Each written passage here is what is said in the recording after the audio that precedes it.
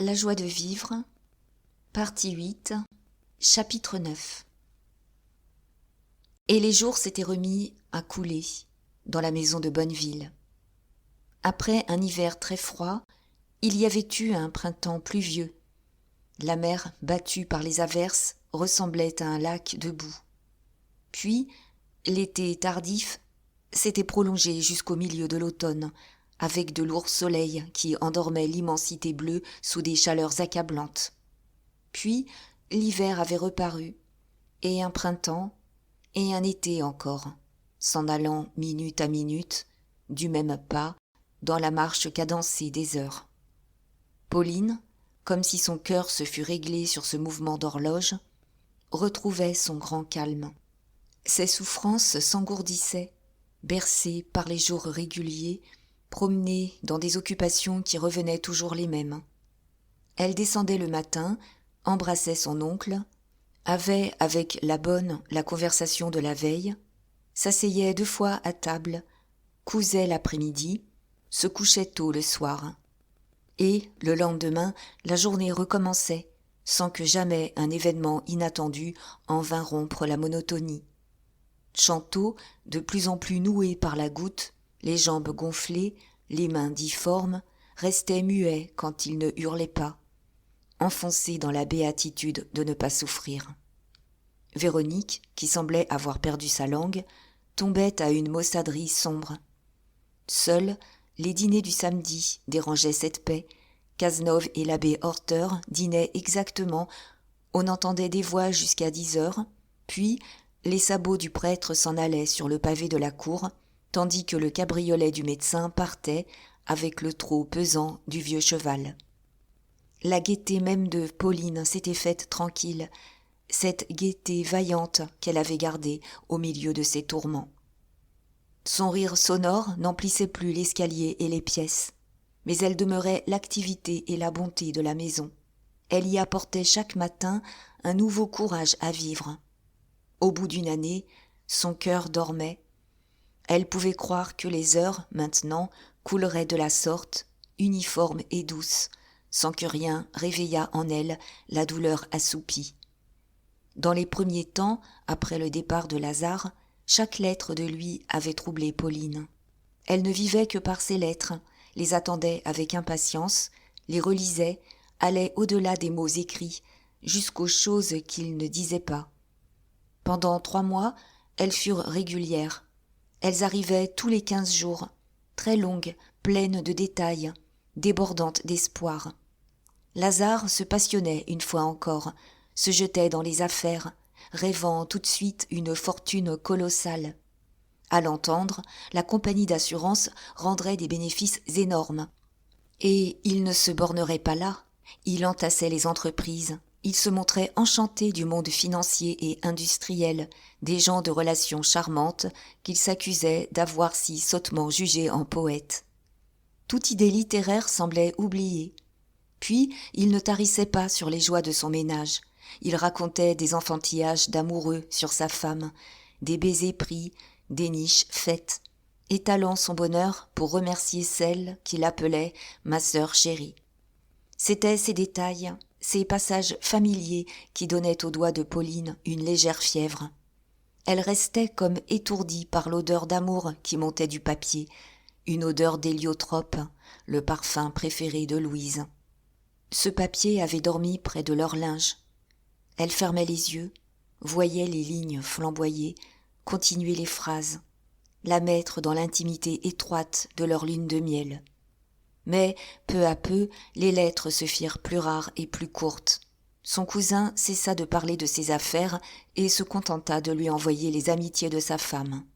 D'ailleurs, il ne donnait aucune explication, il cessait simplement de tout dire. Était-il mécontent de sa situation et la finance le répugnait-elle déjà? Le bonheur du ménage se trouvait-il compromis par des malentendus? La jeune fille en était réduite aux suppositions.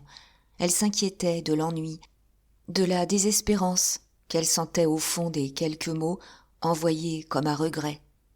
Vers la fin d'avril, après 6 semaines de silence, elle reçut un billet de 4 lignes, où elle lut que Louise était enceinte de 3 mois. et le silence recommença. Elle n'eut plus de nouvelles. Mai et juin se passèrent encore. Une marée brisa un des épis. Ce fut un incident considérable dont on causa longtemps. Tout Bonneville ricanait. Des pêcheurs volèrent les charpentes rompues. Il y eut une autre aventure.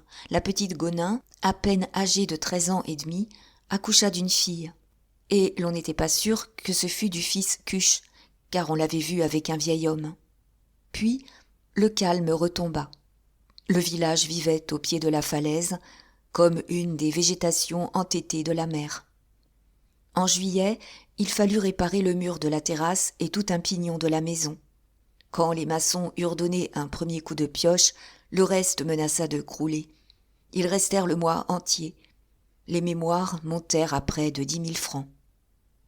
C'était toujours Pauline qui payait. Un nouveau trou se creusa dans sa commode. Sa fortune se trouva réduite à une 40aine de 1000 francs. D'ailleurs, elle faisait aller largement la maison avec leurs 300 francs de rente par mois. Mais elle avait dû vendre encore de ses titres, afin de ne pas déplacer l'argent de son oncle. Comme autrefois sa femme, il lui disait que l'on compterait un jour. Elle aurait tout donné. Son avarice s'était usée dans ce lent émiettement de son héritage. Et elle ne se débattait plus que pour sauver les sous de ses aumônes. La crainte d'avoir à interrompre ses distributions du samedi la désolait, car elle y goûtait sa meilleure joie de la semaine. Depuis le dernier hiver, elle s'était mise à tricoter des bas. Tous les galopins du pays avaient maintenant les pieds chauds. Un matin, vers la fin de juillet, comme Véronique balaya les plâtras laissés par les maçons, Pauline reçut une lettre qui la bouleversa. Cette lettre était datée de Caen et ne contenait que quelques mots. Lazare, sans aucune explication, l'avertissait qu'il arriverait le lendemain soir à Bonneville. Elle courut annoncer la nouvelle à son oncle. Tous deux se regardèrent. Chantot avait dans les yeux la terreur qu'elle ne le quittât si le ménage venait s'installer pour longtemps. Il n'osa la questionner, il lisait sur son visage la ferme résolution où elle était de partir.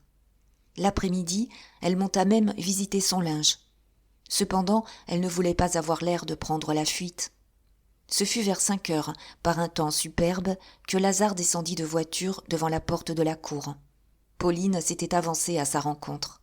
Mais, avant même de l'embrasser, elle s'étonna. « Comment ?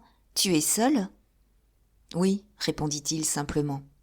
Et, le premier, il lui mit 2 gros baisers sur les joues.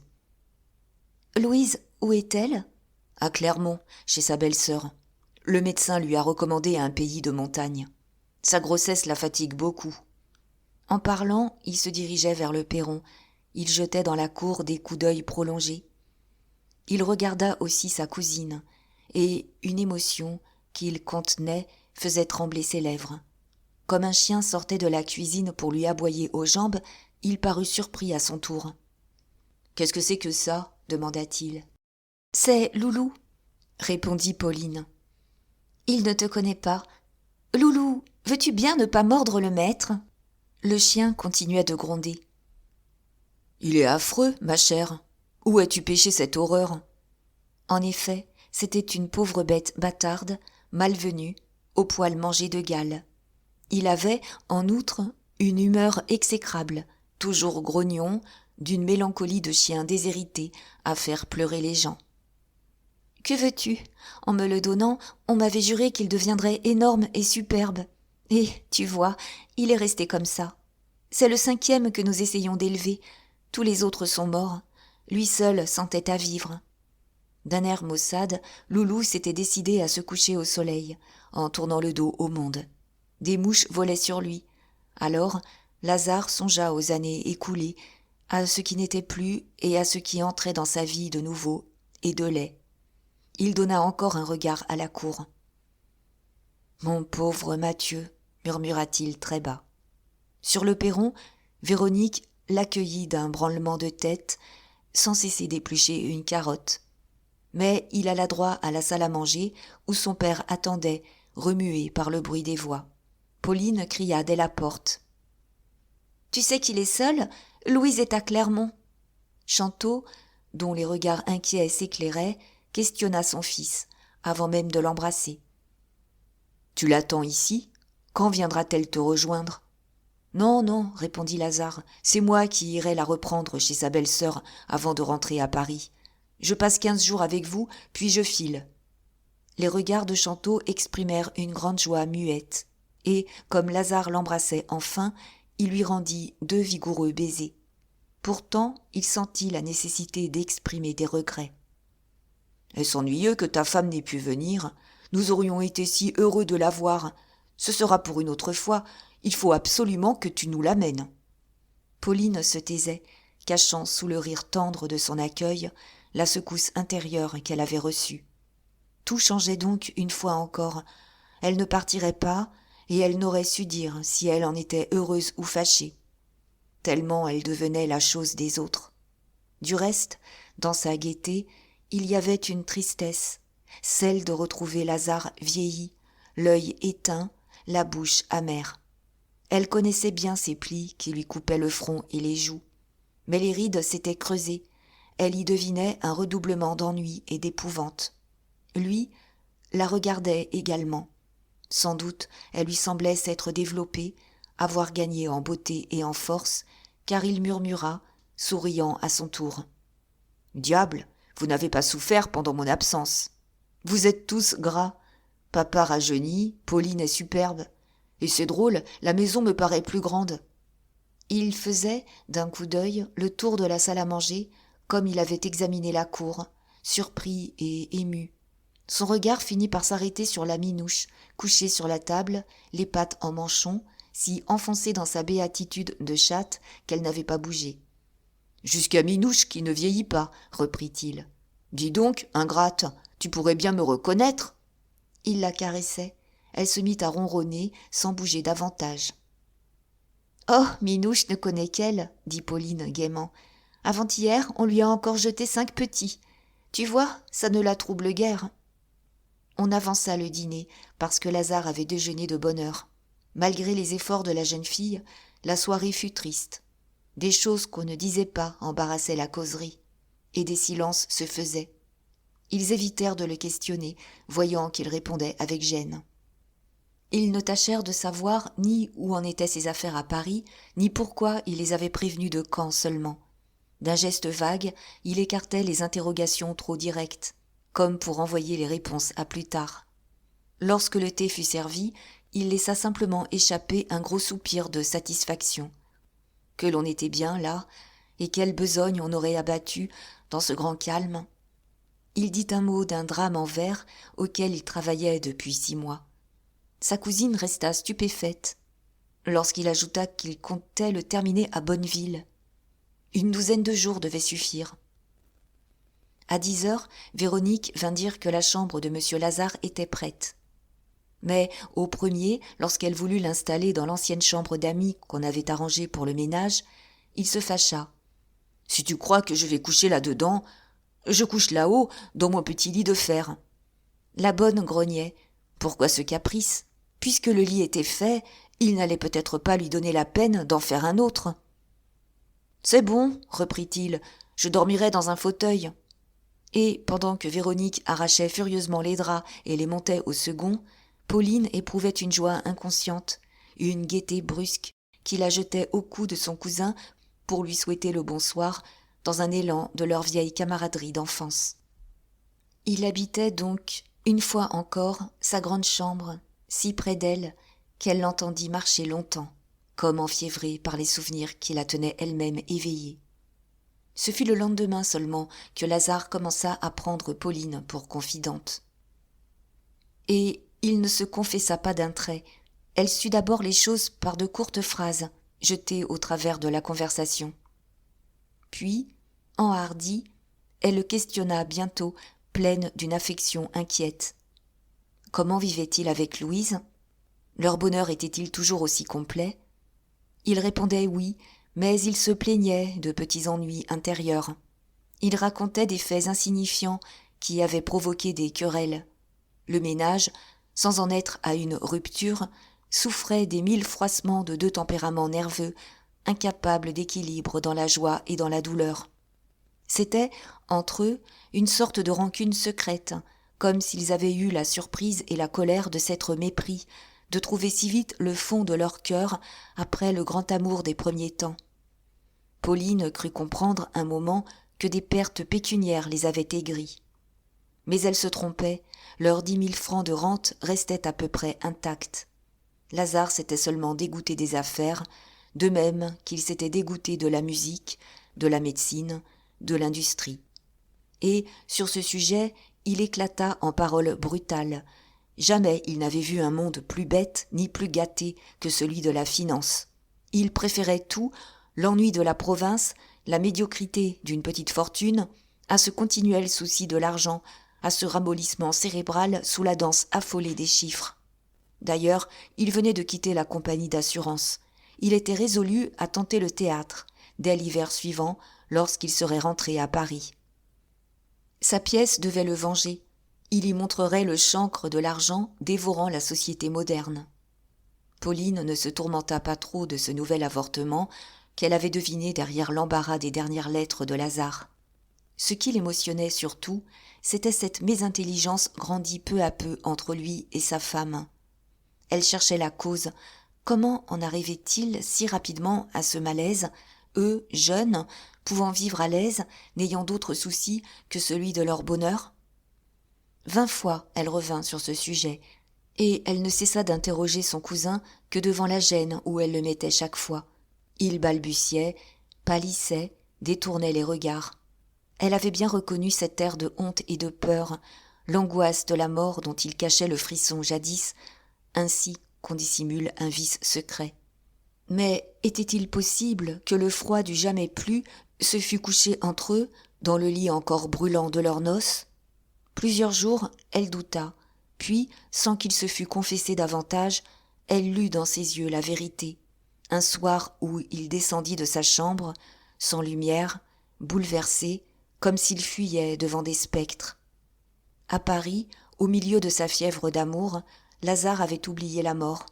Il se réfugiait éperdument dans les bras de Louise, si brisé ensuite de lassitude qu'il s'endormait d'un sommeil d'enfant.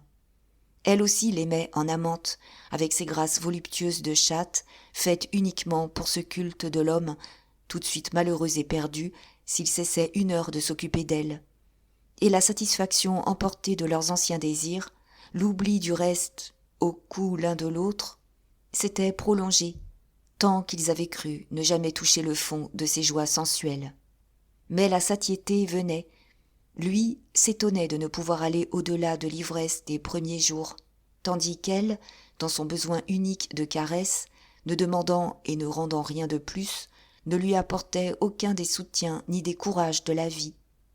Était-ce donc si court, cette joie de la chair ? Ne pouvait-on y descendre sans cesse, y découvrir sans cesse des sensations nouvelles, dont l'inconnu fut assez puissant pour suffire à l'illusion du bonheur ?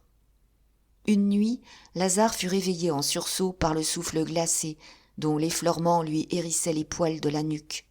Et il grelotta, et il bégaya son cri d'angoisse. « Mon Dieu, il faut mourir !» Louise dormait à côté de lui. C'était la mort qu'il retrouvait au bout de leur baiser. Alors d'autres nuits vinrent, il retomba dans son tourment. Cela le frappait au hasard de ses insomnies, sans règle, sans qu'il pût rien prévoir, ni rien empêcher. Brusquement, au milieu des heures calmes, le frisson le prenait, tandis que, souvent, dans la colère et la courbature d'un mauvais jour, il n'était pas visité par la peur. Et ce n'était plus le simple sursaut d'autrefois, la lésion nerveuse augmentait, le retentissement de chaque secousse nouvelle ébranlait tout son être. Il ne pouvait dormir sans veilleuse, les ténèbres exaspéraient son anxiété, malgré la continuelle crainte que sa femme ne découvrît son mal.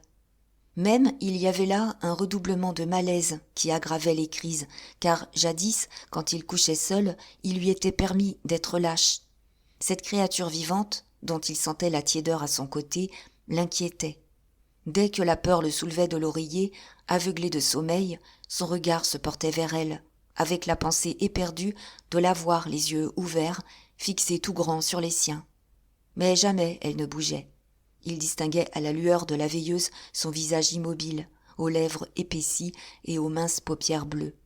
Aussi commençait-il à se tranquilliser, lorsque, une nuit, il la trouva, comme il l'avait redouté si longtemps, les yeux grands ouverts. Elle ne disait rien, elle le regardait grelotter et blêmir. Sans doute, elle aussi venait de sentir passer la mort, car elle parut comprendre, elle se jeta contre lui, dans un abandon de femme qui demande du secours.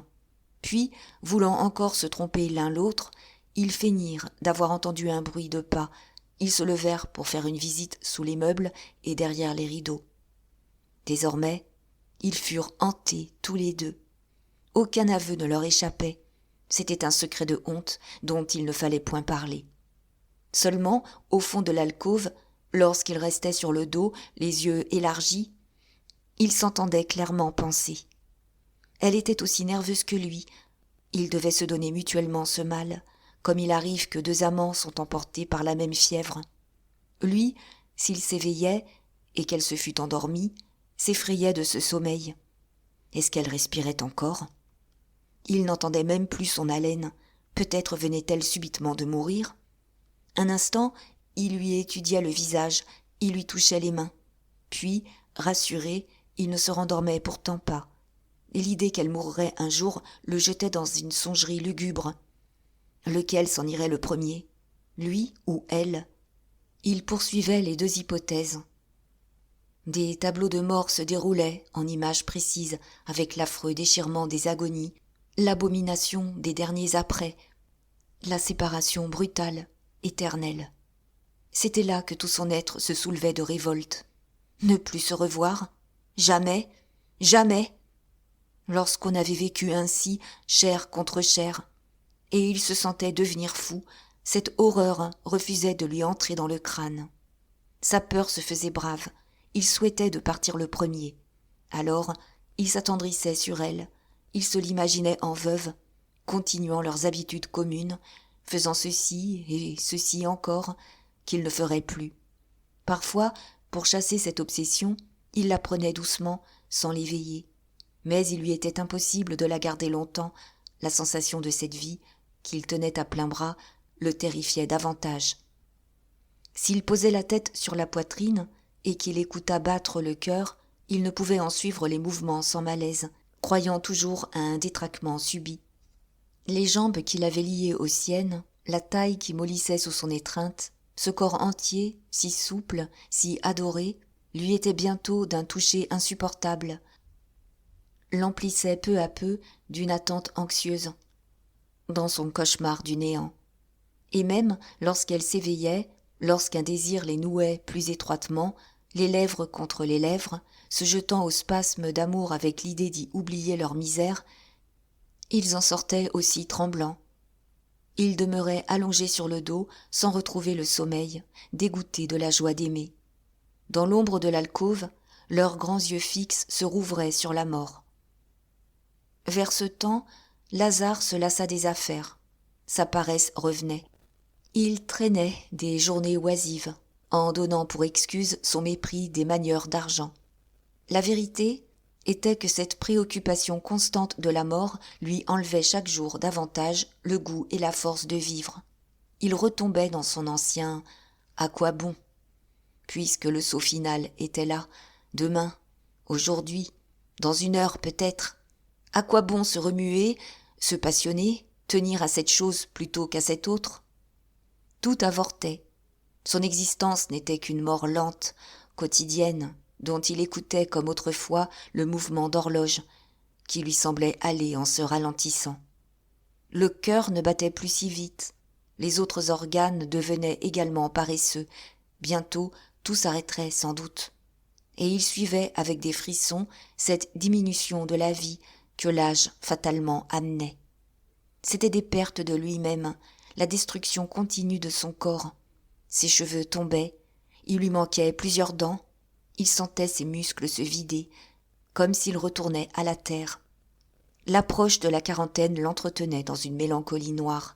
Maintenant, la vieillesse serait vite là, qui achèverait de l'emporter. Déjà, il se croyait malade de partout. Quelque chose allait casser certainement. Ses journées se passaient dans l'attente fiévreuse d'une catastrophe.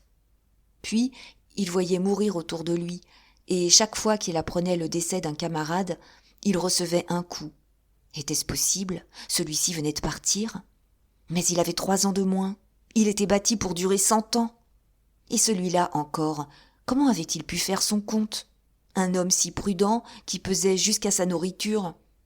Pendant 2 jours, il ne pensait pas à autre chose, stupéfait de la catastrophe, se tâtant lui-même, interrogeant ses maladies, finissant par chercher querelle aux pauvres morts. Il éprouvait le besoin de se rassurer.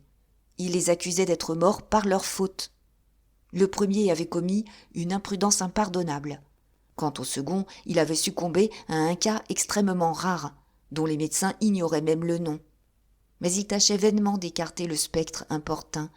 Il entendait toujours en lui grincer les rouages de la machine, près de se détraquer. Il glissait sans arrêt possible sur cette pente des années, au bout de laquelle la pensée du grand trou noir le mouillait d'une sueur froide et dressait ses cheveux d'horreur.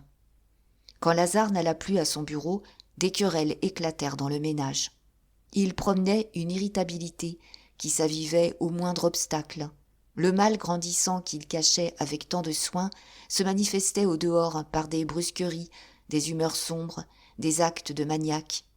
Un moment, la peur du feu le ravagea, au point qu'il déménagea d'un 3e étage pour descendre habiter un 1er, de façon à pouvoir se sauver plus facilement lorsque la maison brûlerait. Le souci continuel du lendemain lui gâtait l'heure présente. Il vivait dans l'attente du malheur, sursautant à chaque porte ouverte trop fort, pris d'un battement de cœur violent à la réception d'une lettre. Puis, c'était une méfiance de tous, son argent caché par petites sommes en plusieurs endroits différents, ses projets les plus simples tenus secrets, et il y avait encore en lui une amertume contre le monde, l'idée qu'il était méconnu, que ses échecs successifs provenaient d'une sorte de vaste conspiration des hommes et des choses. Mais, dominant tout, noyant tout, son ennui devenait immense, un ennui d'homme déséquilibré, que l'idée toujours présente de la mort prochaine dégoûtait de l'action et faisait se traîner inutile sous le prétexte du néant de la vie. Pourquoi s'agiter? La science était bornée, on n'empêchait rien et on ne déterminait rien. Il avait l'ennui sceptique de toute sa génération, non plus cet ennui romantique des Werther et des René, pleurant le regret des anciennes croyances, mais l'ennui des nouveaux héros du doute, des jeunes chimistes qui se fâchent et déclarent le monde impossible parce qu'ils n'ont pas d'un coup trouvé la vie au fond de leur corps nu. Et, chez Lazare, par une contradiction logique, l'épouvante inavouée du jamais plus allait avec une fanfaronnade sans cesse étalée du néant.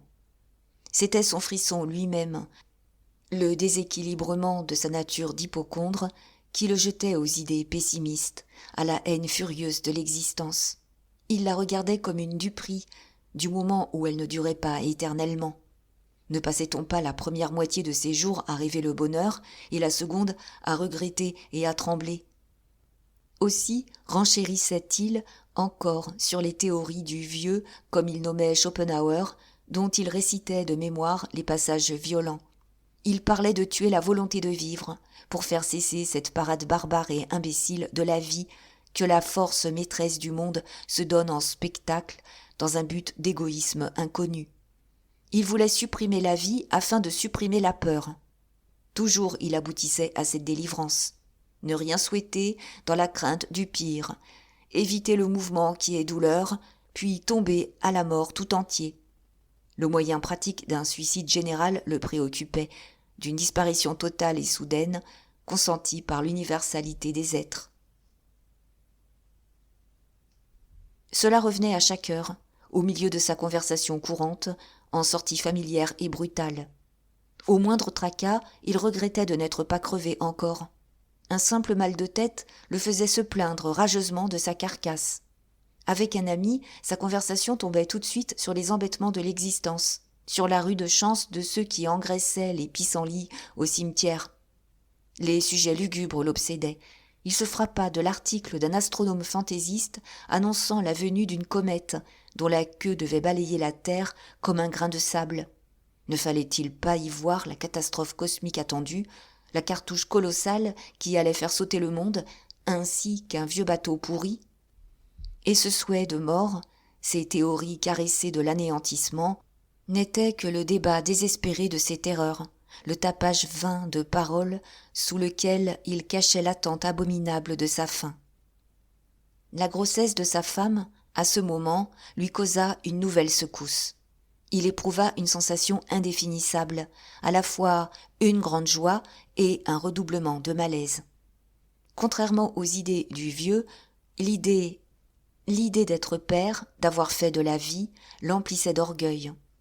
Tout en affectant de dire que les imbéciles abusaient du droit d'en faire autant, il en ressentait une surprise vaniteuse, comme si un tel événement était réservé à lui seul. Puis cette joie fut gâtée. Il se tourmenta du pressentiment que les couches tourneraient mal. Déjà, pour lui, la mère était perdue, l'enfant ne naîtrait même pas. Justement, dès les premiers mois, la grossesse amena des accidents douloureux, et la maison en l'air, les habitudes dérangées, les querelles fréquentes, achevèrent de le rendre tout à fait misérable. Cet enfant, qui aurait dû rapprocher les époux, augmentait les malentendus entre eux, les froissements de la vie côte à côte. Lui était surtout exaspéré des souffrances vagues dont elle se plaignait du matin au soir. Aussi, lorsque le médecin parla d'un séjour dans un pays de montagne, fut-il soulagé de la conduire chez sa belle-sœur et de s'échapper pour 15 jours sous le prétexte d'aller voir son père à Bonneville. Au fond, il avait honte de cette fuite, mais il discutait avec sa conscience.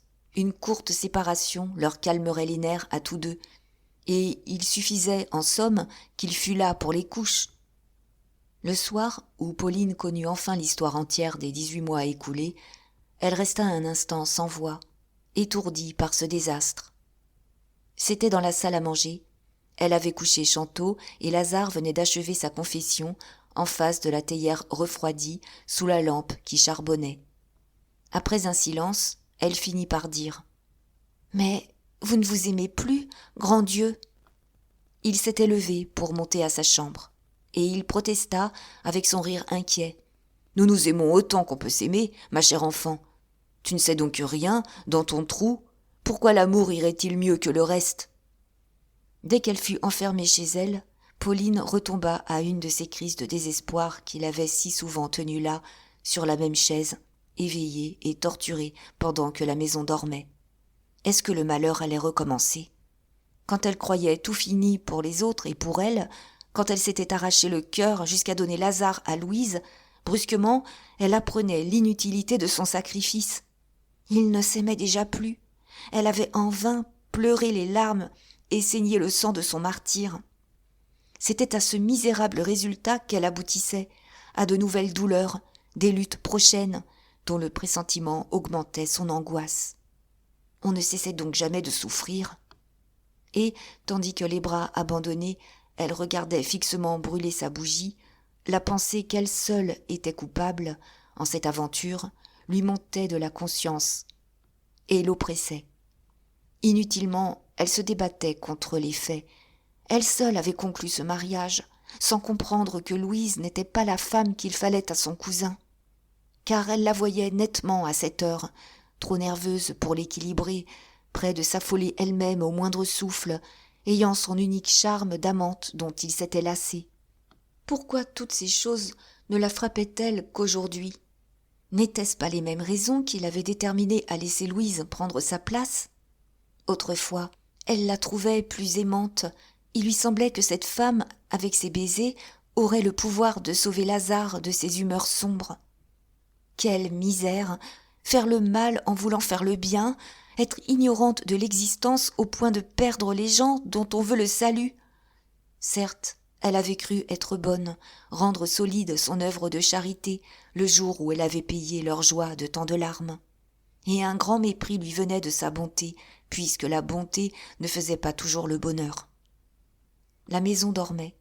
Elle n'entendait, dans le silence de la chambre, que le bruit de son sang, dont le flot battait à ses tempes. C'était une révolte qui, peu à peu, s'enflait et éclatait. Pourquoi n'avait-elle pas épousé Lazare ? Il lui appartenait, elle pouvait ne pas le donner. Peut-être se serait-il désespéré d'abord, mais elle aurait bien su lui souffler son courage ensuite, le défendre contre les cauchemars imbéciles. Toujours, elle avait eu la sottise de douter d'elle, L'unique cause de leur malheur était là. Et la conscience de sa force, toute sa santé, toutes ses tendresses, grondait, s'affirmait enfin. Est-ce qu'elle ne valait pas mieux que l'autre ? Quelle était donc sa stupidité de s'être effacée ainsi ? Maintenant, elle lui niait même sa passion, malgré ses abandons d'amante sensuelle. Car elle trouvait dans son propre cœur une passion plus large, celle qui se sacrifie à l'être aimé. Elle aimait assez son cousin pour disparaître, si l'autre l'avait rendu heureux. Mais, puisque l'autre ne savait comment garder le grand bonheur de la voir, n'allait-elle pas agir, rompre cette union mauvaise ? Et sa colère montait toujours, et elle se sentait plus belle, plus vaillante. Elle regardait sa gorge et son ventre de vierge, dans le brusque orgueil de la femme qu'elle aurait pu être. Une certitude se faisait, foudroyante. C'était elle qui aurait dû épouser Lazare. Alors, un regret immense l'accabla. Les heures de la nuit passaient, tombaient, une à une, sans qu'elle eût l'idée de se traîner jusqu'à son lit. Un rêve venait de l'envahir, les yeux grands ouverts, aveuglés par la flamme haute de la bougie, qu'elle regardait toujours, sans la voir. Elle n'était plus dans sa chambre, elle s'imaginait qu'elle avait épousé Lazare, et leur existence commune se déroulait devant elle, en tableau d'amour et de félicité. C'était à Bonneville, au bord de la mer Bleue, ou bien à Paris, dans une rue bruyante. Le calme de la petite pièce restait le même. Des livres traînaient, des roses fleurissaient sur la table. La lampe avait une clarté blonde le soir, tandis que des ombres dormaient au plafond. Toutes les minutes, leurs mains se cherchaient. Il avait retrouvé la gaieté insouciante de sa jeunesse. Elle l'aimait tant qu'il finissait par croire à l'éternité de l'existence. À cette heure-ci, ils se mettaient à table. À cette heure-là, ils sortaient ensemble. Demain, elle reverrait avec lui les comptes de la semaine. Et elle s'attendrissait à ces détails familiers du ménage. Elle y mettait la solidité de leur bonheur, qui était enfin là, visible, réel, depuis la toilette rieuse de leur lever jusqu'à leur dernier baiser du soir. En été, ils voyageaient. Puis, un matin, elle s'apercevait qu'elle était enceinte. Mais un grand frisson secoua son rêve. Elle n'alla pas plus loin. Elle se retrouva dans sa chambre, en face de sa bougie presque achevée. Enceinte, mon Dieu. L'autre était enceinte. Et jamais ces choses n'arriveraient, et jamais elle ne connaîtrait ces joies. Ce fut une chute si rude que des larmes jaillirent de ses yeux et qu'elle pleura sans fin, avec des hoquets qui lui brisaient la poitrine. La bougie s'éteignait. Elle dut se coucher dans l'obscurité. Pauline garda, de cette nuit de fièvre, une émotion profonde, une pitié charitable pour le ménage désuni et pour elle-même. Son chagrin se fondait dans une sorte d'espérance tendre. Elle n'aurait pu dire sur quoi elle comptait, elle n'osait s'analyser au milieu des sentiments confus qui agitaient son cœur. Pourquoi se tourmenter ainsi ? N'avait-elle pas encore 10 jours au moins devant elle ? Il serait temps d'aviser ensuite. Ce qui importait, c'était de calmer Lazare, de faire que ce repos à Bonneville fût pour lui profitable. Et elle retrouva sa gaieté. Ils se lancèrent tous les deux dans leur belle vie d'autrefois. D'abord, ce fut la camaraderie de leur enfance. « Laisse donc là ton drame, grande bête. Il sera sifflé, ton drame. Tiens, aide-moi plutôt à regarder si la minouche n'a pas porté ma pelote de fil sur l'armoire. » Il tenait la chaise, pendant que, haussée sur la pointe des pieds, elle regardait. La pluie tombait depuis 2 jours. Ils ne pouvaient quitter la grande chambre. Leur rire éclatait à chaque trouvaille des vieilles années. « Oh, voici la poupée que tu avais faite avec 2 de mes vieux faux cols. Et ça, tu te souviens ? C'est un portrait de toi que j'ai dessiné le jour où tu étais si laide en pleurant de rage, parce que je refusais de te prêter mon rasoir. » Elle pariait de sauter encore d'un bond sur la table. Lui aussi sautait, heureux d'être dérangé. Son drame dormait déjà dans un tiroir. Un matin qu'ils découvrirent la grande symphonie de la douleur, elle lui en joua les morceaux, en accentuant comiquement le rythme. Et il se moquait de son œuvre, il chantait les notes pour soutenir le piano dont les sons éteints ne s'entendaient plus. Pourtant, un morceau, la fameuse marche de la mort, les rendit sérieux. Vraiment, ce n'était pas mal. On devait garder ça. Tout les amusait, les attendrissait. Une collection de floridés, collés jadis par elle, retrouvés sous des livres. Un bocal oublié qui contenait un échantillon de bromure obtenu à l'usine. Le modèle minuscule d'un épi, à moitié cassé, comme broyé sous la tempête d'un verre d'eau. Puis il battait la maison en se poursuivant avec des jeux de gamins échappés. Sans cesse, il descendait et montait les étages, traversait les pièces dont les portes battaient bruyamment. N'était-ce pas les heures d'autrefois ? Elle avait 10 ans et lui 19. Elle se reprenait pour lui d'une amitié passionnée de petite fille. Rien n'était changé. La salle à manger avait toujours son buffet de noyer clair, sa suspension de cuivre verni, la vue du Vésuve et les 4 lithographies des saisons qui les égayaient encore. Sous sa boîte vitrée, le chef-d'œuvre du grand-père dormait à la même place, ayant fini par faire tellement corps avec la cheminée que la bonne posait dessus les verres et les assiettes. Il n'y avait qu'une pièce où il pénétrait muet d'émotion. L'ancienne chambre de Madame Chanteau, laissée intacte depuis la mort. Personne n'ouvrait plus le secrétaire. La tenture de cretonne jaune à ramages verdâtres déteignait seule au grand soleil qu'on laissait entrer parfois. Justement, un anniversaire de fête se présenta. Ils emplirent la chambre de gros bouquets. Mais bientôt, comme un coup de vent avait emporté la pluie, ils se lancèrent au dehors, sur la terrasse, dans le potager, le long des falaises, et leur jeunesse recommença. « Viens-tu pêcher des crevettes ?» lui criait-elle le matin, au saut du lit, à travers les cloisons. « Voici la mer qui descend !» Il partait en costume de bain, il retrouvait les vieilles roches, à peine entamées par le flot depuis tant de semaines et de mois. On aurait pu croire qu'ils avaient fouillé la veille ce coin de la côte. Lui se souvenait. « Méfie-toi, il y a un trou là-bas, et le fond est semé de grosses pierres. » Mais elle le rassurait vite. « Je sais bien, n'aie pas peur. Oh, vois donc ce crabe énorme que je viens de prendre. » Une houle fraîche montait jusqu'à leurs reins. Ils se grisaient du grand air salé qui soufflait du large. Et c'étaient encore les escapades de jadis, les promenades lointaines, des repos sur le sable, un abri cherché au fond d'une grotte pour laisser passer une averse brusque, un retour à la nuit tombée par des sentiers noirs. Rien non plus ne semblait changer sous le ciel. La mer était toujours là, infinie, répétant sans cesse les mêmes horizons, dans sa continuelle inconstance.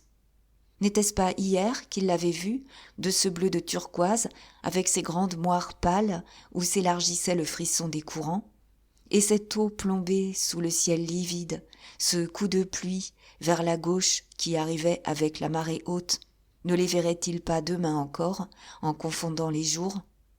Des petits faits oubliés leur revenaient, avec la sensation vive de la réalité immédiate. Lui, alors, avait 26 ans, et elle 16. Quand il s'oubliait à la bousculer en camarade, elle restait oppressée, étouffant d'une gêne délicieuse. Elle ne l'évitait pas cependant, car elle ne songeait point au mal. Une vie nouvelle les envahissait, des mots chuchotés, des rires sans cause, de longs silences d'où ils sortaient tremblants. Les choses les plus habituelles prenaient des sens extraordinaires. Du pain demandé, un mot sur le temps, le bonsoir qui se souhaitait à leur porte.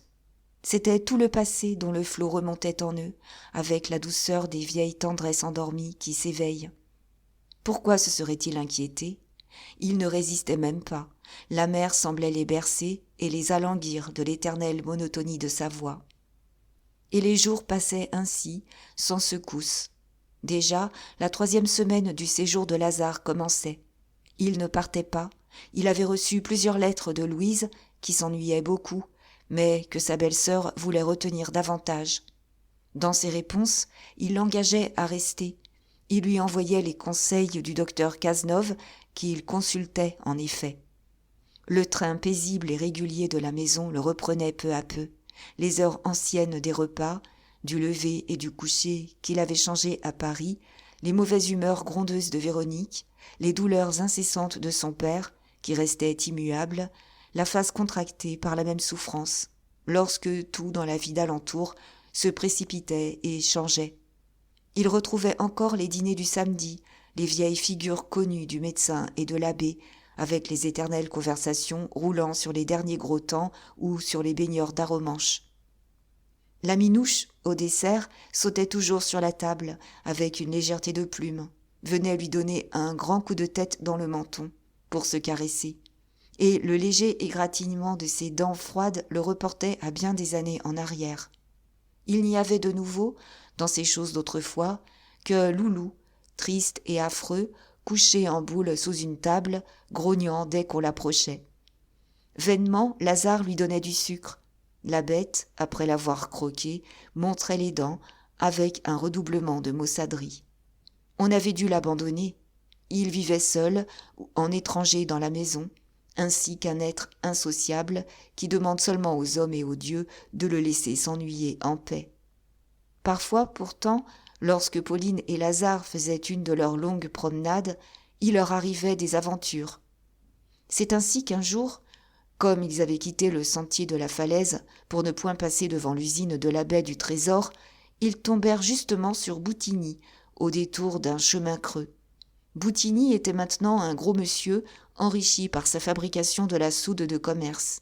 Il avait épousé la créature qui s'était dévouée jusqu'à le suivre au fond de ce pays de loups, et elle venait d'accoucher de son 3e enfant.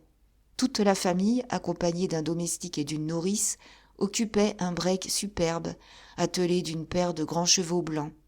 Les 2 promeneurs durent se ranger, collés contre le talus, pour n'être pas accrochés par les roues. Boutigny, qui conduisait, avait mis les chevaux au pas. Il y eut un instant de gêne. On ne se parlait plus depuis tant d'années. La présence de la femme et des enfants rendait l'embarras plus pénible. Enfin, les yeux s'étant rencontrés, on se salua de part et d'autre, lentement, sans une parole. Quand la voiture eut disparu, Lazare, qui était devenu pâle, dit avec effort : « Il mène donc un train de prince, maintenant ?»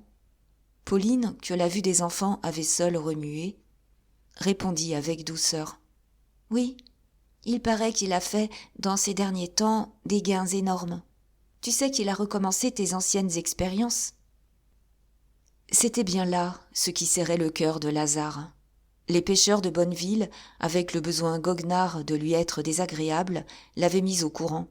Depuis quelques mois, Boutigny, aidé d'un jeune chimiste à ses gages, traitait de nouveau la cendre des algues par la méthode du froid. Et, grâce à son obstination prudente d'homme pratique, il obtenait des résultats merveilleux.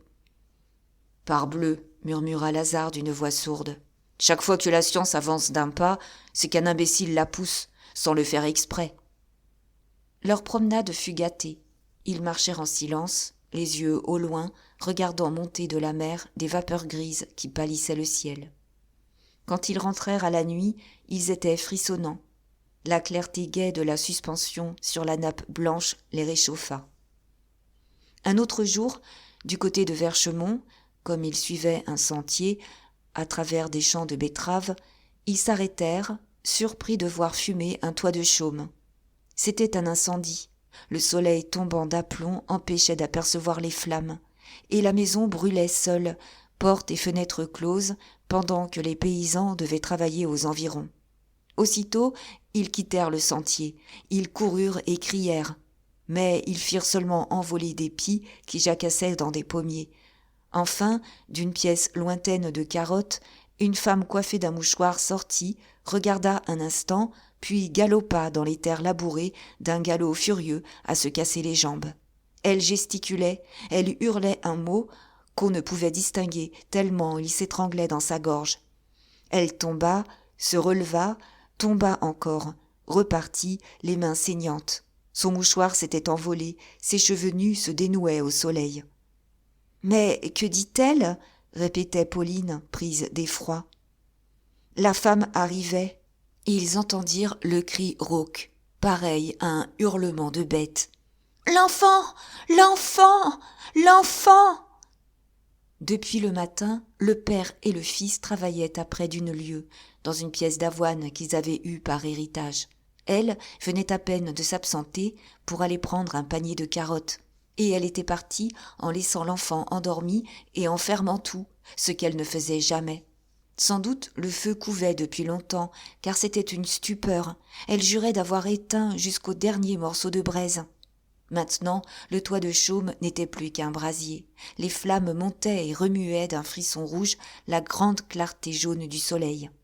« Vous avez donc fermé à clé » cria Lazare. La femme ne l'entendait pas. Elle était folle, elle avait fait le tour de la maison, sans cause, peut-être pour chercher quelque chose d'ouvert, un trou qu'elle savait bien ne pas exister. Puis elle était encore tombée, ses jambes ne la portaient plus, sa vieille face grise, à présent découverte, agonisait de désespoir et d'épouvante, tandis qu'elle hurlait toujours « L'enfant ! L'enfant !» De grosses larmes montaient aux yeux de Pauline. Mais Lazare surtout s'énervait de ce cri qui le secouait chaque fois d'un malaise. Cela devenait intolérable. Il dit tout d'un coup « Je vais aller le lui chercher, son enfant !» Sa cousine le regarda, éperdue. Elle tâcha de lui saisir les mains. Elle le retenait. « Toi, je ne veux pas.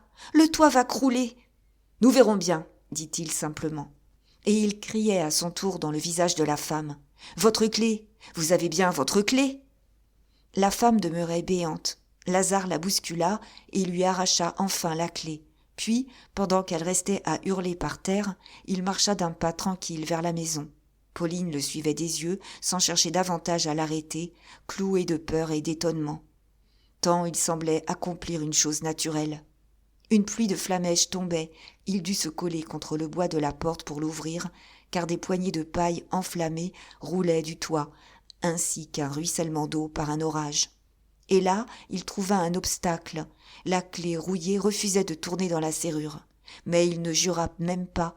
Il prit son temps, parvint à ouvrir, resta un moment encore sur le seuil afin de laisser s'échapper le premier flot de fumée qui lui battait le visage.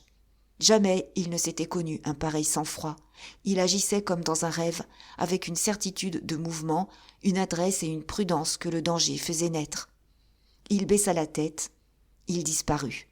« Mon Dieu, bégaya Pauline, qui étranglait d'angoisse.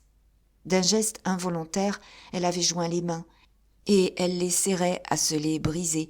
Elle les élevait d'un balancement continu, comme font les malades dans les grandes douleurs. Le toit craquait, s'effondrait déjà par places. Jamais son cousin n'aurait le temps de ressortir. Elle avait une sensation d'éternité. Il lui semblait qu'il était là-dedans depuis des temps infinis. À terre, la femme ne soufflait plus, l'air hébété d'avoir vu un monsieur entrer dans le feu. Mais un grand cri s'éleva. C'était Pauline qui l'avait jeté, du fond de ses entrailles, sans le vouloir, au moment où le chaume croulait entre les murs fumants. « Lazare !»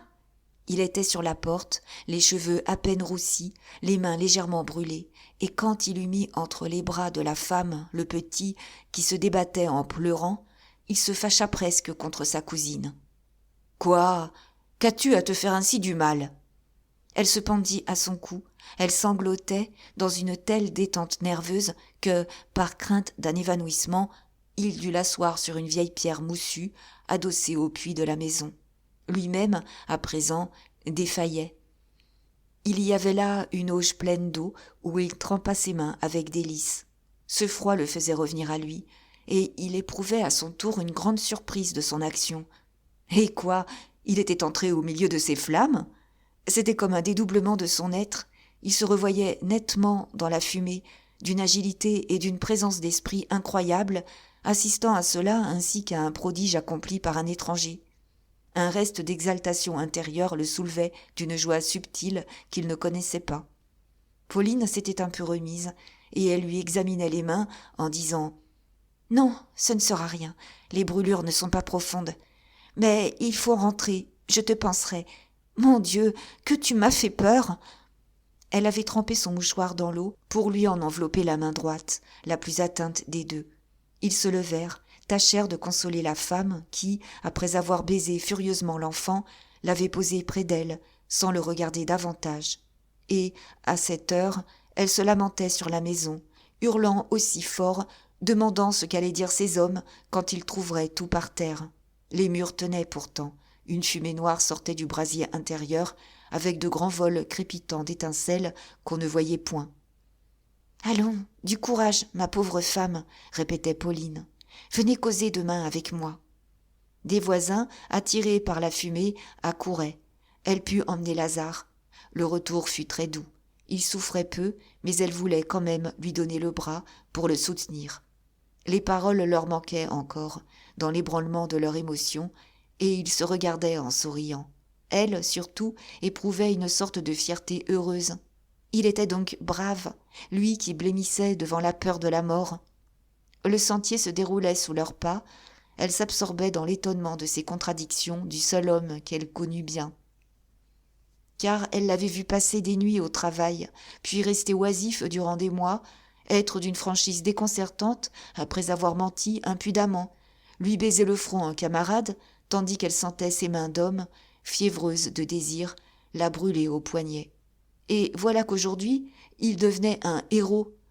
Elle avait raison de ne pas désespérer de la vie, en jugeant le monde tout bon ou tout mauvais.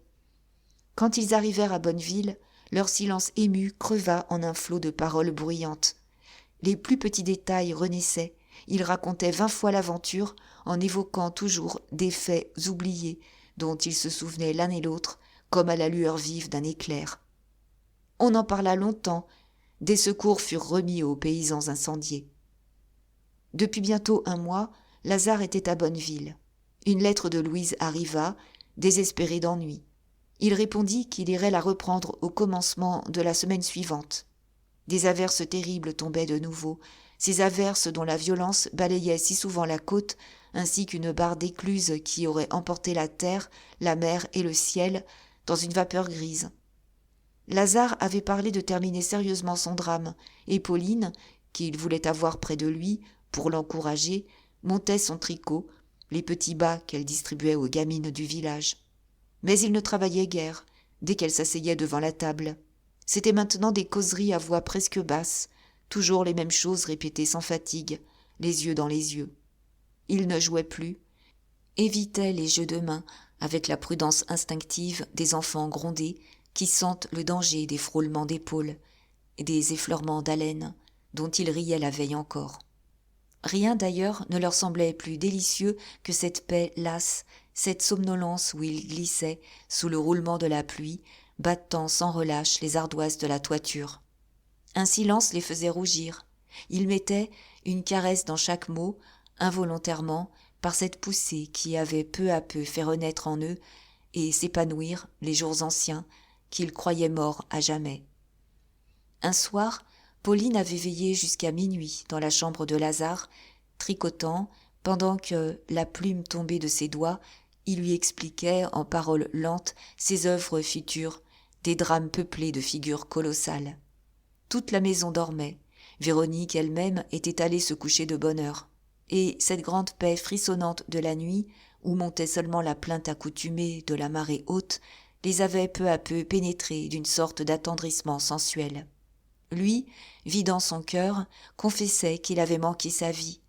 Si la littérature, cette fois, craquait sous ses pieds, il était décidé à se retirer dans un coin pour vivre en ermite.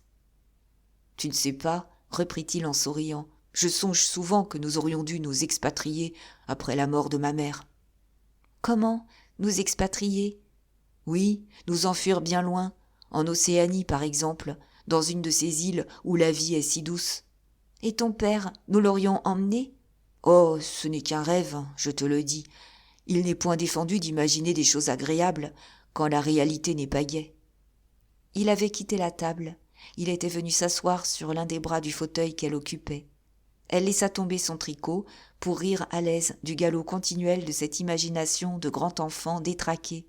Et elle levait la tête vers lui, renversée contre le dossier, tandis qu'il se trouvait si près d'elle qu'il sentait à la hanche la chaleur vivante de son épaule. « Es-tu fou, mon pauvre ami ? Qu'aurions-nous fait là-bas ? Nous aurions vécu, donc. Tu te souviens de ce livre de voyage que nous lisions ensemble il y a 12 ans ? On vit là-bas comme dans un paradis. Jamais d'hiver, un ciel éternellement bleu, une existence au soleil et aux étoiles. Nous aurions eu une cabane, nous aurions mangé des fruits délicieux, et rien à faire, et pas un chagrin. Alors, 2 sauvages tout de suite, avec des anneaux dans le nez et des plumes sur la tête ? Tiens, pourquoi pas? Nous nous serions aimés d'un bout de l'année à l'autre, sans compter les jours, ce qui n'aurait pas été si bête. » Elle le regardait, ses paupières battirent, un léger frisson pâlit son visage. Cette pensée d'amour descendait à son cœur, l'emplissait d'une langueur délicieuse. Il lui avait pris la main, sans calcul, par un besoin de s'approcher davantage, de tenir quelque chose d'elle, et il jouait avec cette main tiède dont il pliait les doigts minces, en riant toujours d'un rire qui s'embarrassait. Elle ne s'inquiétait point, il y avait là simplement un jeu de leur jeunesse, puis ses forces s'en allaient, elles lui appartenaient déjà, dans son trouble grandissant. Sa voix elle-même défaillait. « Mais pour manger, toujours des fruits, c'est maigre. Il aurait fallu chasser, pêcher, cultiver un champ. Si ce sont les femmes qui travaillent là-bas, comme on le raconte. Tu m'aurais donc mise à bêcher la terre? Toi, avec ces petites menottes. Et les singes, est-ce qu'on n'en fait pas aujourd'hui d'excellents domestiques? » Elle eut un rire mourant à cette plaisanterie, tandis qu'il ajoutait. « D'ailleurs, elles n'existeraient plus, tes menottes. Oui, je les aurais dévorées, tiens, comme ça. » Il lui baisait les mains, il finissait par les mordiller, le sang à la face, dans un coup de désir qui l'aveuglait. Et ils ne parlèrent plus. Ce fut une folie commune, un vertige où ils tombèrent ensemble, la tête perdue, pris du même étourdissement. Elle s'abandonnait, glissée au fond du fauteuil, la face rouge et gonflée, les yeux fermés, comme pour ne plus voir. D'une main brutale, il avait déjà déboutonné son corsage. Il cassait les agrafes des jupons lorsque ses lèvres rencontrèrent les siennes. Il lui donna un baiser qu'elle lui rendit furieusement en le serrant au cou de toute la force de ses deux bras. Mais, dans cette secousse de son corps vierge, elle avait ouvert les yeux, elle se vit roulant sur le carreau, elle reconnut la lampe, l'armoire, le plafond, dont les moindres taches lui étaient familières. Et elle sembla s'éveiller avec la surprise d'une personne qui se retrouve chez elle au sortir d'un rêve terrible. Violemment, elle se débattit, se mit debout. Ses jupons glissaient, son corsage ouvert avait laissé jaillir sa gorge nue. Un cri lui échappa dans le silence haletant de la pièce. « Lâche-moi, c'est abominable !» Il n'entendait plus, fou de désir. Il la reprit, acheva d'arracher ses vêtements. Au hasard des lèvres, il cherchait le nu de sa peau, la brûlait de baisers dont, chaque fois, elle frissonnait tout entière. À 2 reprises, elle faillit tomber encore, cédant au besoin invincible de se donner, souffrant affreusement de cette lutte contre elle-même. Ils avaient fait le tour de la table, le souffle court, les membres mêlés, quand il réussit à la pousser sur un vieux divan dont les ressorts crièrent. De ses bras raidis, elle le tenait à distance en répétant d'une voix qui s'enrouait. « Oh, je t'en prie, oh, laisse-moi, c'est abominable, ce que tu veux !» Lui, les dents serrées, n'avait pas prononcé un mot. Il croyait la posséder enfin, lorsqu'elle se dégagea une dernière fois d'un effort si rude qu'il chancela jusqu'à la table. Alors, libre une seconde, elle put sortir, traverser d'un bond le corridor, se jeter chez elle. Déjà, il l'avait rejointe. Elle n'eut pas le temps de rabattre sa porte. Comme il poussait, elle dut, pour faire glisser le peigne et tourner la clé, appuyer sur le bois de toute la pesanteur de son corps. Et, en lui disputant cet entrebâillement étroit, elle se sentait perdue, s'il introduisait seulement le bout de sa pantoufle. La clé grinça très haut, un grand silence tomba, dans lequel on entendit de nouveau la mer ébranler le mur de la terrasse. Cependant, Pauline, sans bougie, les yeux ouverts dans les ténèbres, était restée adossée contre la porte. De l'autre côté du bois, elle comprenait bien que Lazare non plus n'avait pas bougé. Elle entendait son souffle, elle croyait toujours en recevoir la flamme sur la nuque. Si elle s'écartait, peut-être allait-il briser un panneau d'un coup d'épaule. Cela la rassurait d'être là, et, machinalement, elle continuait à peser de toute sa force, comme s'il avait poussé encore. 2 minutes s'écoulèrent, interminables, dans cette sensation mutuelle qu'ils s'entêtaient l'un et l'autre, à peine séparés par le bois mince, ardent, secoué de cet ébranlement du désir qu'il ne pouvait apaiser. Puis la voix de Lazare souffla très bas, étouffée d'émotion. « Pauline, ouvre-moi. Tu es là, je le sais. » Un frisson courut sur sa chair. Cette voix l'avait chauffée du crâne au talon. Mais elle ne répondit point. La tête penchée, elle retenait d'une main ses jupes tombantes, tandis que l'autre main, crispée sur le corsage défait, étreignait sa gorge pour en cacher la nudité. « Tu souffres autant que moi, Pauline. Ouvre, je t'en supplie. Pourquoi nous refuser ce bonheur ?» Il avait peur maintenant de réveiller Véronique, dont la chambre était voisine. Ses supplications se faisaient douces, pareilles à une plainte de malade. « Ouvre donc, ouvre, et nous mourrons après, si tu veux. Ne nous aimons-nous pas depuis l'enfance ? Tu devrais être ma femme, n'est-ce pas fatal que tu la sois un jour ? Je t'aime, Pauline. » Elle tremblait plus fort, chaque mot la serrait au cœur. Les baisers dont il lui avait couvert les épaules s'avivaient sur sa peau ainsi que des gouttes de feu, et elle se raidissait davantage avec la peur d'ouvrir, de se livrer dans l'élan irrésistible de son corps demi-nu. Il avait raison, elle l'adorait. Pourquoi se refuser cette joie qu'ils cacheraient tous deux au monde entier ? La maison dormait, la nuit était noire. Oh, dormir dans l'ombre, au cou l'un de l'autre, le tenir à elle, ne fût-ce qu'une heure. Oh, vivre, vivre enfin. Mon Dieu, que tu es cruelle, Pauline. Tu ne veux même pas répondre. Et je suis là, si misérable. Ouvre, je te prendrai, je te garderai, nous oublierons tout. Ouvre, ouvre-moi, je t'en prie. Il sanglotait, et elle se mit à pleurer. Elle se taisait toujours, malgré les révoltes de son sang. Pendant 1 heure, il continua, la suppliant, se fâchant, arrivant aux mots abominables pour retomber dans des mots de caresses brûlantes. 2 fois, elle le crut parti, et 2 fois, il revint de sa chambre avec un redoublement d'exaspération amoureuse.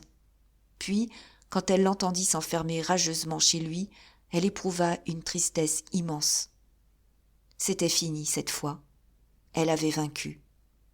Mais un désespoir, une honte montait de sa victoire, si violent qu'elle se déshabilla et se coucha sans allumer de bougie. L'idée de se voir nue, dans ses vêtements arrachés, l'emplissait d'une confusion affreuse. Pourtant, la fraîcheur des draps calma un peu la brûlure des baisers qui lui marbraient les épaules, et elle resta longtemps sans remuer, comme écrasée sous le poids du dégoût et du chagrin.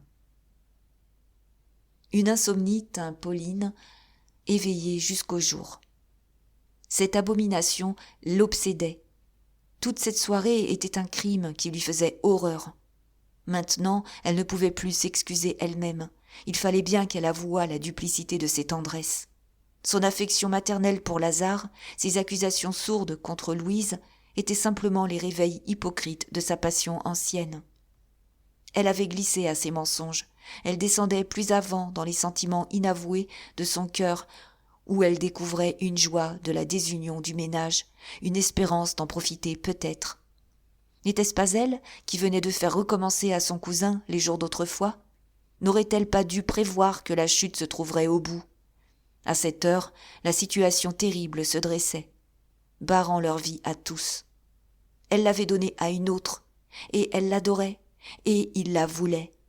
Cela tournait dans son crâne, battait ses tempes comme une volée de cloches. D'abord, elle résolut de s'enfuir le lendemain. Puis, elle trouva cette fuite lâche. Puisqu'il partait lui-même, pourquoi ne pas attendre ?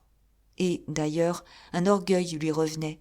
Elle entendait se vaincre, pour ne pas emporter la honte d'avoir mal fait. Désormais, elle sentait qu'elle ne vivrait plus la tête haute si elle gardait le remords de cette soirée. Le lendemain, Pauline descendit à son heure habituelle. Seule, la meurtrissure de ses paupières aurait pu révéler les tourments de la nuit. Elle était pâle et très calme. Lorsque Lazare parut à son tour, il expliqua simplement son air de lassitude en disant à son père qu'il avait travaillé tard. La journée s'écoula dans les occupations accoutumées. Ni l'un ni l'autre ne fit une allusion à ce qui s'était passé entre eux, même quand ils se retrouvèrent ensemble, loin des yeux et des oreilles. Ils ne se fuyaient pas, ils semblaient certains de leur courage. Mais, le soir, comme ils se souhaitaient une bonne nuit dans le corridor, devant leur porte, ils tombèrent follement aux bras l'un de l'autre. Ils se donnèrent un baiser à pleine bouche. Et Pauline s'enferma, épouvantée, tandis que Lazare s'enfuyait aussi et allait se jeter sur son lit en pleurant. Alors, ce fut leur existence. Lentement, les jours se suivaient, et ils restaient côte à côte, dans l'attente anxieuse d'une faute possible. Sans jamais ouvrir la bouche de ces choses, sans qu'ils eussent jamais reparlé de la nuit terrible, ils y pensaient continuellement, ils craignaient de s'abattre ensemble, n'importe où, comme frappés de la foudre. Serait-ce le matin, à leur lever, ou le soir, quand ils échangeaient une dernière parole? Serait-ce chez lui ou chez elle, dans un coin écarté de la maison? Cela demeurait obscur. Et leur raison se gardait entière. Chaque abandon brusque, chaque folie d'un instant, les étreintes désespérées derrière une porte, les baisers cuisants volés dans l'ombre, les soulevaient ensuite d'une colère douloureuse. Le sol tremblait sous leurs pieds. Ils se cramponnaient aux résolutions des heures calmes pour ne pas s'abîmer dans ce vertige. Mais ni l'un ni l'autre n'avait la force de l'unique salut d'une séparation immédiate. Elle, sous un prétexte de vaillance, s'obstinait en face du danger. Lui, pris tout entier, cédant au premier emportement d'une aventure nouvelle, ne répondait même plus aux lettres pressantes que sa femme lui écrivait. Depuis 6 semaines, il était à Bonneville, et il leur semblait que cette existence de secousse cruelle et délicieuse devait maintenant durer toujours. Un dimanche, au dîner, Chantot s'égaya après s'être permis un verre de Bourgogne, débauche qu'il payait durement chaque fois. Ce jour-là, Pauline et Lazare avaient passé des heures charmantes, le long de la mer, par un grand ciel bleu, et ils échangeaient des regards attendris où vacillait le trouble de cette peur d'eux-mêmes, qui rendait à présent leur camaraderie si passionnée. Tous les trois riaient, lorsque Véronique, au moment d'apporter le dessert, parut à la porte de la cuisine en criant « Voici madame !»« Quelle madame ?» demanda Pauline stupéfaite. « Madame Louise, donc !» Il y eut des exclamations étouffées. Chantot, effaré, regardait Pauline et Lazare qui pâlissaient. Mais ce dernier se leva violemment, la voix bégayante de colère. « Comment, Louise ? Mais elle ne m'a pas écrit. Je lui aurais défendu de venir. Est-ce qu'elle est folle ?» Le crépuscule tombait, très clair et très doux. Après avoir jeté sa serviette, Lazare était sorti et Pauline le suivait, s'efforçant de retrouver sa sérénité souriante. C'était Louise, en effet, qui descendait péniblement de la berline du père Malivoire. « Es-tu folle ?» cria son mari du milieu de la cour. « On ne fait pas de ces folies-là sans écrire !» Alors, elle éclata en larmes. Là-bas, elle était très malade et elle s'ennuyait tant. Comme ces 2 dernières lettres restaient sans réponse, l'envie irrésistible de partir l'avait prise, une envie où se mêlait le grand désir de revoir Bonneville. Si elle ne l'avait pas prévenu, c'était de peur qui ne l'empêchât de se contenter.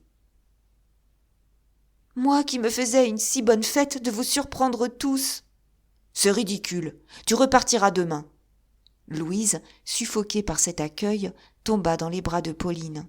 Celle-ci, en la voyant maladroite de ses mouvements, la taille épaissie sous la robe, avait pâli encore.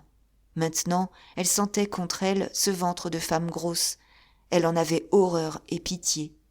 Enfin, elle parvint à vaincre la révolte de sa jalousie. Elle fit taire Lazare. « Pourquoi lui parles-tu si durement ? Embrasse-la. Ma chère, tu as eu raison de venir, si tu penses que tu seras mieux à Bonneville. Tu sais que nous t'aimons tous, n'est-ce pas ? » Loulou hurlait, furieux de ces voix qui troublaient la paix ordinaire de la cour. Minouche, après avoir allongé son nez sur le perron, s'était retirée en secouant les pattes, comme si elle avait failli se compromettre dans une aventure désagréable. Tout le monde rentra. Il fallut que Véronique mît un couvert et recommença à servir le dîner. « Comment, c'est toi, Louisette ?» répétait Chantot avec des rires inquiets. « Tu as voulu surprendre ton monde ? Moi, j'ai failli en avaler mon vin de travers. » Pourtant, la soirée s'acheva bien. Tous avaient repris leur sang-froid. On évita de rien régler pour les jours suivants. Au moment de monter, l'embarras revint lorsque la bonne demanda si monsieur coucherait dans la chambre de madame. « Oh non, Louise se reposera mieux, » murmura Lazare, qui avait rencontré instinctivement un regard de Pauline. « C'est cela. Couche là-haut, » dit la jeune femme. « Je suis horriblement lasse. J'aurai tout le lit pour moi. » 3 jours se passèrent. Pauline prit enfin une résolution. Elle quitterait la maison le lundi. Déjà, le ménage parlait de rester jusqu'au moment des couches, que l'on n'attendait pas avant un grand mois. Mais elle devinait bien que son cousin avait assez de Paris et qu'il finirait par manger ses rentes à Bonneville, en homme aigri de ses avortements perpétuels. Le mieux était de leur céder tout de suite la place, car elle n'arrivait pas à se vaincre. Elle trouvait moins encore qu'autrefois le courage de vivre avec eux, dans leur intimité de mari et de femme. N'était-ce point aussi le moyen d'échapper au péril de la passion renaissante dont Lazare et elle venaient de tant souffrir? Louise seule s'étonna lorsqu'elle connut la décision de sa cousine. On mettait en avant des raisons sans réplique. Le docteur Cazenove racontait que la dame de Saint-Lô faisait à Pauline des offres exceptionnelles. Et celle-ci ne pouvait refuser davantage. Ses parents devaient la forcer à accepter une position qui allait assurer son avenir. Chantot, les larmes aux yeux, consentait lui-même. Il y eut, le samedi, un dernier dîner avec le curé et le docteur. Louise, très souffrante, put à peine se traîner à la table. Cela acheva d'assombrir le repas, malgré les efforts de Pauline, qui souriait à chacun, avec le remords de laisser triste cette maison où elle avait mis, depuis des années, tant de gaieté sonore. Son cœur débordait de chagrin. Véronique servait d'un air tragique. Au rôti, Chantot refusa un doigt de Bourgogne, rendu tout d'un coup d'une prudence exagérée, tremblant à la pensée qu'il n'aurait bientôt plus la garde-malade qui, de la voix seule, endormait les douleurs. Lazare, fiévreux, se querella tout le temps avec le médecin sur une nouvelle découverte scientifique. À 11 heures, la maison était retombée dans son grand silence. Louise et Chantot dormaient déjà, pendant que la bonne rangeait sa cuisine. Alors, en haut, devant son ancienne chambre de garçon, qu'il habitait toujours, Lazare arrêta un instant Pauline, comme chaque soir. « Adieu, » murmura-t-il. « Mais non, pas adieu, » dit-elle en s'efforçant de rire. « Au revoir, puisque je ne pars que lundi. » Ils se regardaient. Leurs yeux se troublèrent, et ils tombèrent aux bras l'un de l'autre. Leurs lèvres s'unirent violemment dans un dernier baiser.